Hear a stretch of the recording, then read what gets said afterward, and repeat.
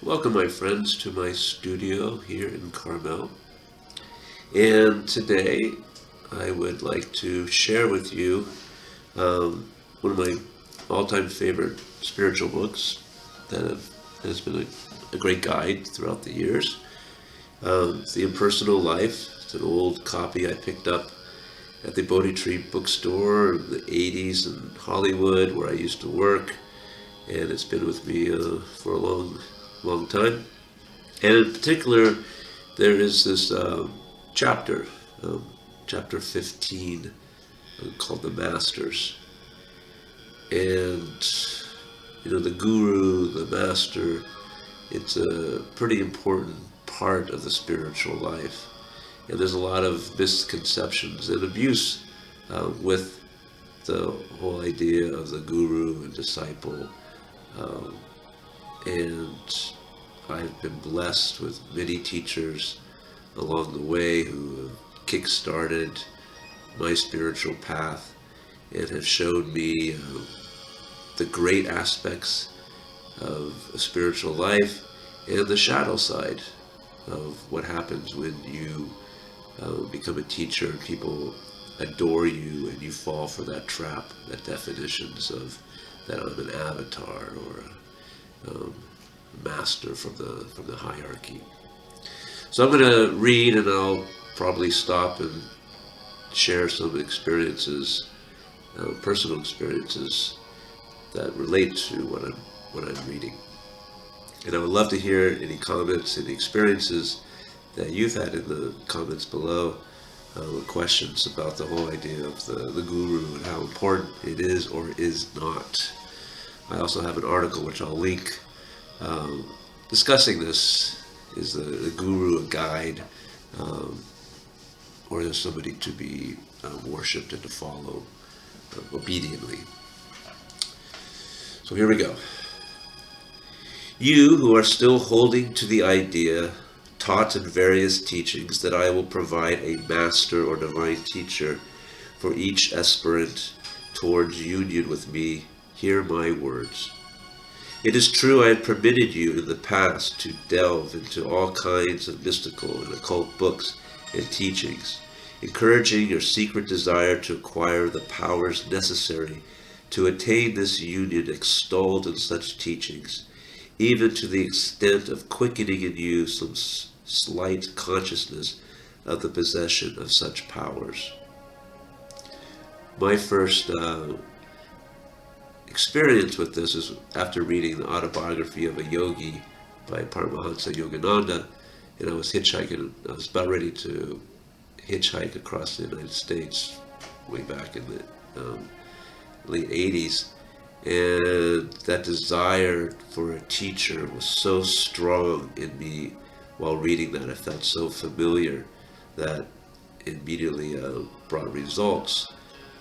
Not results that I expected, but it brought results. So that desire will lead to a teacher, but as this chapter will say, it's not always how you expect it to be. I have even permitted the belief that by practicing certain exercises, breathing in a certain way, and saying certain mantras, you might attract to you a master from the unseen, who would become your teacher and help you to prepare for certain initiations that would admit you into an advanced degree in some secret order in my inner planes of existence, where much of my divine wisdom would be opened up to you. Yeah, these levels of degrees and these secret things, these are one of the lures and traps of the spiritual ego, of needing to get all these degrees. And you'll see all different types of meditation programs and religions or spiritual groups that have these degrees. Of course, the most famous are the Masons, and you keep doing these initiations by doing all these different things. I had a friend who we separated. He was a very strong spiritual practitioner, but he was really caught into, in my view, into getting all these degrees of initiation into the hierarchies, and I just there's only one self, there's only one level of consciousness, although there are levels in this relative state of mind, but it's to go all into it and find this so important becomes this egotistical desire, in my view. I have not only permitted these things, but if you can see it, it was I who led you to these books, inspired in you such desire and caused such belief to find lodgment in your mind, but not for the purpose you imagine. So, just to be clear, the reference, the voice is the self, the I am that I am, that which is impersonal, that dwells within all beings. And so it's not a person. It's an anonymous, although it's been found out who wrote this, but it's coming to this place, from this place of the self, the I am that I am, that which is, there is no second, there is no other to this self. Yes, I have brought you through all these teachings, desires, and beliefs, trying to point out to your human mind the forces I use to bring into expression my divine idea. I have portrayed these forces as heavenly hierarchies, and that your human intellect might the better comprehend. I pictured them as angels or divine beings, and personal agents or executors of my will, engaged in the process of bringing into expression my idea that was in the beginning. But you did not understand. Your human intellect, enamored of the possibility of meeting and communing with one of these beings, as claimed in some of the teachings, proceeded at once to personalize them and began to long for their appearance in your life, imagining that they are interested in your human affairs, and that by living in accordance with certain rules set down in certain teachings, you could propitiate them so they would help you to gain nirvana or immortality. So it's talking about these hierarchies, and there's all kinds of angelic hierarchies. There's the hierarchy of the divine masters, as in theosophy, and also in Alice Bailey teachings, and all this. And I don't doubt that they exist. I mean, my experience is that there are these beings, but we as humans, with our foibles and our need to personalize and feel special, we might have contact with these beings, these angelic or divine beings, but we immediately start, or maybe not immediately, but after a while we start turning them into our own egotistical ways. So you'll see a lot of people who will say they have contact with the masters, the hierarchical, the Great White Brotherhood, or the Brotherhood of the Lodge of the Light, and all these things. And they may have had these experiences, but then they start personalizing and becoming special, the leader. And you see this a lot in the UFO realms too, that they brought these messages from these celestial, extraterrestrials, whatever, interdimensional beings, and they become these teachers, and they're not very grounded, and it's just, they start losing it. They start predicting that there will be the end of the world at this certain time, and the comet's coming, and it just offers more disillusionment. Yeah, that's my experience. Now I have purposely permitted you to indulge yourself with such delusions, letting you long and pray and strive earnestly to obey all the instructions given, even leading you on, sometimes by giving you glimpses and self-induced visions and dreams of ideal beings which I permitted you to believe were such masters. I may even have caused to open in you certain faculties which make it possible for you to sense the presence of personalities that have passed into the spirit side of life, and who have been attracted by your desires and seek to fulfill the part of master and guide to you. At the Bodhi Tree bookstore, the metaphysical bookstore down in L.A., it's very famous, we had a sign up there that said, just because you're dead doesn't mean you're wise. And so people channel a Ouija board or whatever, they may be getting all these different inspirations and all, but it doesn't mean they're getting it from the source. There's still a prism of ignorance that's being passed through. So you still have to discriminate. You can't not just take everything from the other side as gospel. There's a lot of trickery. Now the time has come for you to know that such beings are not masters. Also that divine beings do not call themselves masters. That I and I alone, your own real self, am the only master for you now, and until you are able to know me also in your brother. That any being, either in human or spirit form, that presents himself to your consciousness and claims to be a master, or who permits you to call him master, is nothing more nor less than a personality, the same as yours, and therefore is not divine, as your human mind understands that term. Yes, we're all divine, but not exactly the divine from the source.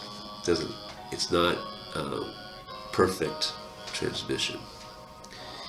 As your human mind understands that term, despite the many wonderful truths he may utter and the marvelous things he may do. I've had one teacher, my first teacher after reading the autobiography of a yogi, he had psychic powers. He could manifest things. He could touch you and give you Shaktipat, or this sense where your kundalini rises and you have this incredible blissful experiences. There was UFOs flying around. He claimed to be in communication. He could do this and you feel fire burning, and it was quite amazing. But he was just they were powers, and he ended up revealing his humanhood eventually after my veil of wowness happened.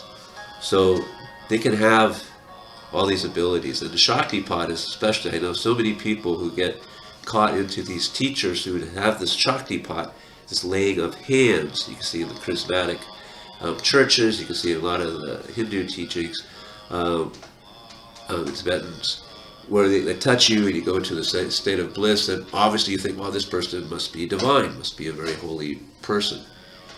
From occult visions, like from Rudolf Steiner, the Shaktipat is nothing more than a manipulation of elemental beings that are inside our body, and it arouses them. It gets them going. It doesn't mean it's you become enlightened, or that this being is enlightened and is transmitting this. So that's just a word of warning. I had that same experience holding a ruby one time after this teacher, and I thought, well, he surely was the head of the hierarchy, the son of Kamara that he claimed to be. And when I held this ruby that my sister had given me, I went into that state of bliss as well, which reminded me that it doesn't necessarily take a person to be sending you up.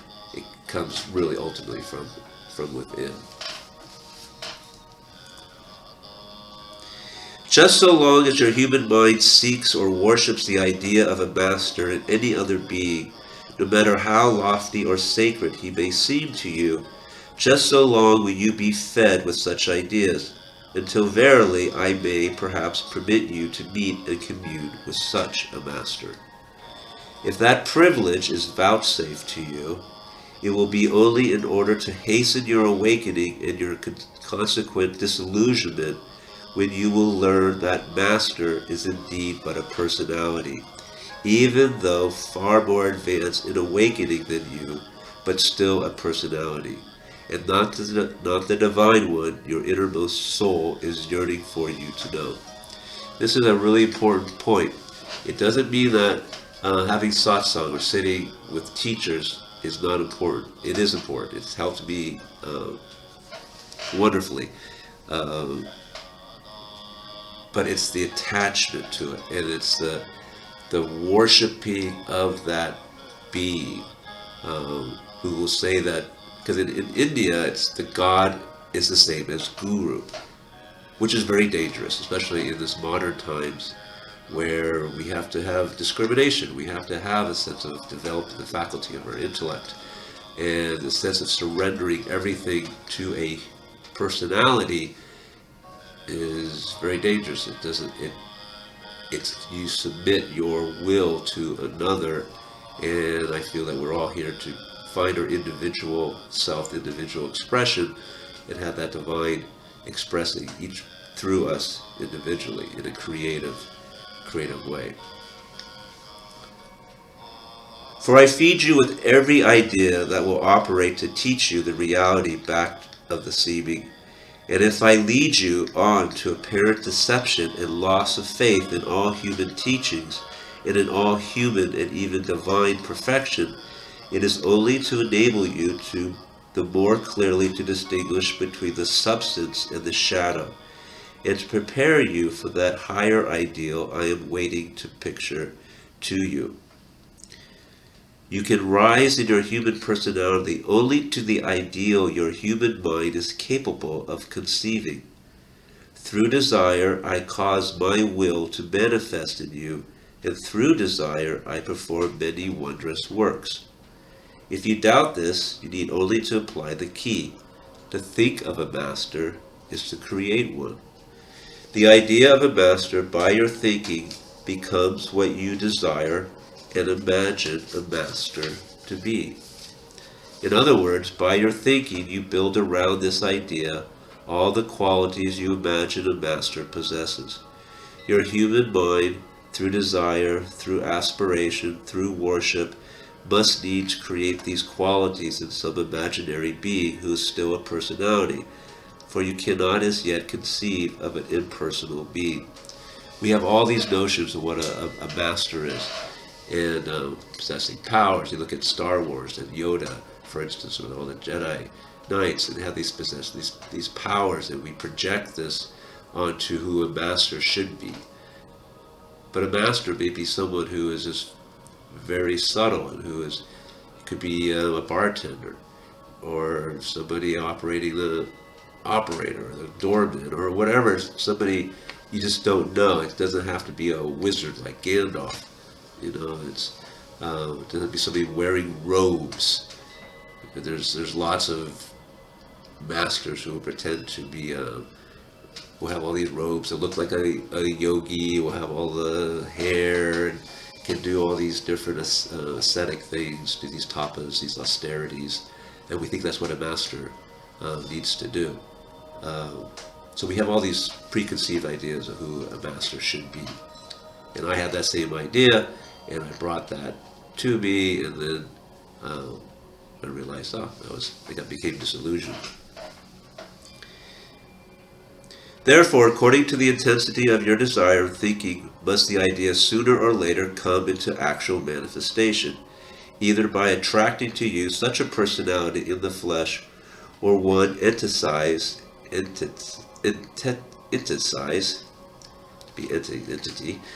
the realm of visions and dreams. As your human mind is constituted, it is certain times thinks it needs a master, one to whom it can turn with its human trials and problems for explanation and advice. Thinking life's problems can be settled that way. If I draw to you one who fails you, or deceives you, or throws you back finally upon me, your own self, discouraged, disillusioned, and humiliated, it is only that perhaps then you will be ready to turn to me within, and will listen to my voice, which all these years has been speaking to you, but to which your proud and egotistic mind has been dying to listen. You who have not yet had this experience, who have not yet met the master of your aspirations, either in human or spirit form, you within whom my words have failed to awaken a quickening response to their truth, For you I have in store certain experiences which will surely lead you to me later on, and then you will be brought to know that I am the Master, the inspiring idea back of and within every thought of and every aspiration towards the Master that enters your mind, whether coming from within or without. It is taught when the pupil is ready the Master appears, and this is true in a sense, but not as you have interpreted it. Your secret desire for a master will bring him to you, but only when I have prepared you for such appearance. But such appearance will be only an appearance of a master. The true master or teacher, when he appears, you may never recognize. For he may be hidden in an interesting friend, a business associate, your next-door neighbor, or in your own wife or husband or child. You who have risen above desire, you who have no longer seek a master or a teacher, or even me, but are abiding alone in the faith of my eternal presence and promise, for you I have in store a meeting and a communion which will bring to your soul such joy and blessings as your human mind is incapable of conceiving. Now this is a mystery, and until you can comprehend it, you are justified in claiming the above as not consistent with certain statements herein, and as contradicting teachings in my other revelations. Fear not, this mystery will be revealed unto you if you truly wish to know my meaning.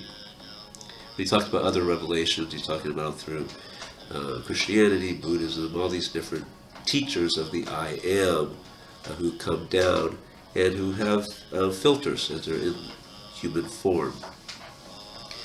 Fear not, this mystery will be revealed unto you if you truly wish to know my meaning. Until then, why, in your seeking, be satisfied anything short of the highest? Why seek in human or spiritual teacher, guide, master, or angel for the necessarily limited manifestation of my perfection, when you can come directly to me, God within you, the omniscient, omnipotent, and omnipresent, the inspiring idea back of and within all manifestations? One of my teachers, Ramana Maharshi, taught self-inquiry. His strong point was that the only thing you need to focus on, the only thing you know for certain, and that is true, is that you exist, that there's a sense of existence, a sense of I amness. And that is to direct the mind inward, to turn in on itself, and to connect and to abide in this I amness, this silence of being, of knowing and unknowing. And anything else, such as visions of Krishna or angels or Shiva or anything that seems outside of you, thinking, oh wow, this is great, I must be really special, is to ask, who am I? Who am I really? Who's seeing this? Me. Well, who am I? And then turn the mind in to inquire and to go back into the silence that's where the mind originates, this sacred spot. And not get worried about whether, oh, this is a great vision, or this is a horrible vision of demons, or things like that.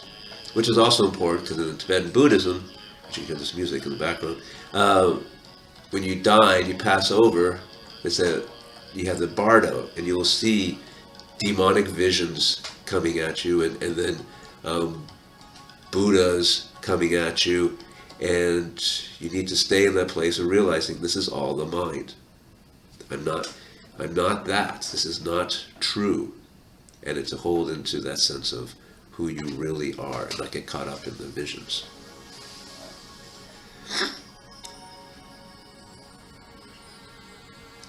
You are a human personality yet. You are divine and therefore perfect. The first of these truths you believe, the latter you do not believe. Yet both are true. That is the mystery. You are just what you think you are. One or the other. Which are you? Or both? You are one with me. I am in you and in your human personality, in your body, mind, and intellect. I am in every cell of your body, in every attribute of your mind, in every faculty of your intellect. I am the soul, the active principle of each. You are in me. You are a cell of my body. You are an attribute of my mind. You are a faculty of my intellect. You are a part of me, yet you are I, myself. We are one and always have been. This idea of a master I brought to your mind's attention was only to lead you to and prepare you for this idea of me, your impersonal self, an angel of light, a radiation of my being, your own divine Lord and Master within. Ramana Maharshi would say, the guru's job, the teacher's job, is simply to push the student inward, to go inside, not to look outward. There's a great book at the Bodhi tree. I never read it. I didn't need to because the title said enough. If you see the Buddha on the side of the road, kill him. Perfectly said. Don't need to read anymore. You have to eventually kill the idol, to break the idol, to get to the truth.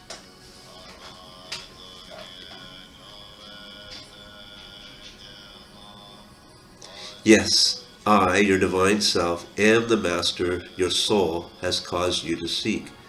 And when you do find me and know I am yourself, then will you in your human consciousness gladly become my disciple, will lovingly wait upon me, and will be concerned only that you faithfully serve me both within yourself and within your fellow men. And then will you understand why only one is your master, even Christ. For I, as the Christ, dwell in all men, and am their one and only self. Through all men, I am ever calling to you and trying to reach and impress your human consciousness. As I am continually teaching you, not only through all men, but through every avenue needed at the time, I have many ways of reaching your consciousness and utilize all to bring you to realization of my meaning. I speak with many voices, with the voice all human emotions, passions, and desires. I speak with nature's voice, with the voice of experience, even with the voice of human knowledge. Yes, these are all my voice, which I use impersonally to express to you the one fact that I am in all, and that I am all. What this voice says in its 1,000 ways is that you too are part of all of this all, and that I am in you, waiting for your recognition of me and your conscious cooperation in the expression of my idea of impersonal perfection on earth, even as it is expressing in heaven. When this recognition comes, and then only, are you ready to meet and know a real master.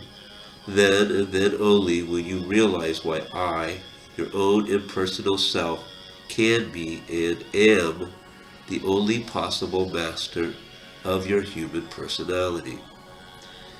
Then also will you understand why in your personal separate consciousness you can never recognize or know a real master should you meet him in a physical body. That not until you are able to enter into your Christ consciousness, my consciousness within you and within him, he would not exist to you other than perhaps as a kind and helpful friend or teacher. When you have attained to that consciousness, then only will you be worthy and qualified to know and commune with your fellows in the great brotherhood of the Spirit. Those who have mastered self and who live only to help their younger brothers also to find the Divine One within. If a being should come into your life who seem to you divine, and who lets you think or call him a master, he is not yet wholly impersonal. Such a one might be a master man, but he would not be the Divine One your soul yearns to serve. Perhaps you would be satisfied to have such a one for a master, even if he were not wholly impersonal.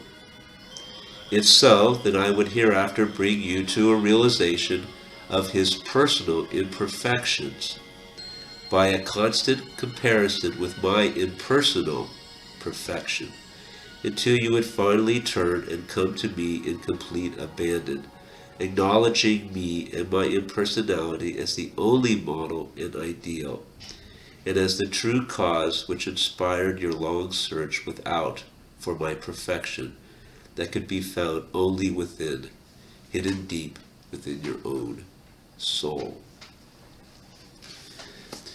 There's a game called Leela, and it's if you know Snakes and Ladders, that's the model. Snakes and Ladders comes from this old yoga game, and there's 8 levels of consciousness. You start off in absolute consciousness, and you come down, and you hit the level 1, the survival, the low chakra, and there's basically 8 levels to go back to consciousness. And the name Leela means the game, and it's just a game, and you will rise and fall because of virtues and vices that you have. And the point is that if you go up to the 3rd level, you are in what's called a heavenly state. You're like where the saints are. That's just the 3rd level. There are 8 levels. And hanging out with somebody in the 3rd level, this saintly person, is really important. But if you attach this divinity, this divine personality onto them, you're not only deluding yourself, you're deluding that person. For they might start believing in what you have just named them, this holy person. St. Francis, people would go up to him and say, oh, you're this holy saint. He goes, don't say that. I can father a child in an instant. He was always combating his austerities with sexuality. He did not. He was a celibate, but he knew that he could easily fall prey to that. So 3rd level, you have 8 levels, and the thing is with the snakes, the higher you go, the more snakes there are. So if you're up at the 7th level, you are really a divine being, and you can do Shaktipat, you can do all these different types of things, but you're not conscious. You're not fully there yet.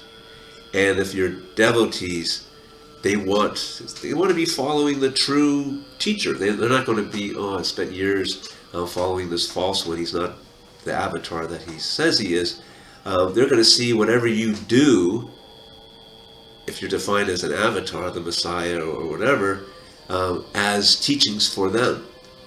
Such as, you see this happens a lot, where the teacher will be espousing celibacy or doing that, but yet while having sex with their disciples, and people, oh yeah, he does that, but he does that for our own good, or they're become his Shaktis, and it's special for him because he's divine and we're not. But he has human vasanas, he has human tendencies as well. He's not there. And the problem is, if he pretends, instead of saying, yeah, I have these human tendencies, I was wrong. If he lies, or she lies about it, and falls into this delusion, they'll fall back into the snake, and they'll fall and they'll keep down there. But yet the disciples are projecting their this divineness on them, and they have to play this part, and pretty soon everyone is living a lie. And so what the Impersonal Life, the I Am, says is that I led you to that person, that being, for a reason, is that you need to be disillusioned that you're not going to find that perfection in a human being. There's nobody out there to worship, to revere. There's no perfect father or perfect mother aspect. Now, I think a lot of us, when we look for these teachers, we look for the father that will finally have seen us as who we are, or the mother who will unconditionally love us and take us to her bosom and hug and all these things, and we'll become like children. I have one teacher that I have a lot of respect and a lot of gift. She gave a lot of gifts to me and had wonderful experiences, but she would always call her disciples babies, my babies, which is, I think, just projecting this infantilism onto the disciples, and they worship her as a holy mother. There's a lot of holy mothers out there that people worship, and unquestionably so. So it is a mystery. It's important having the teachers, um, but they're to be, enjoyed, listen to, take the guidance, but using that sword of discrimination and realizing that ultimately you have to go within. There's nobody out there who's going to tell you the right answers or give everything to you that you need. You have to come to this point that this is where the living God dwells. And when you do, then you realize that God dwells everywhere and everything, as the Impersonal Life says. So I hope you enjoyed it. I would love to hear from you in the comments. Press like and check my channel out. I have readings from one of my books, Teachings of Yama, Conversation with Death. I have 7 chapters of that up. I have artwork. I have how to painting for children. So, yeah, hope to see you around, and have a blessed day. Namaste.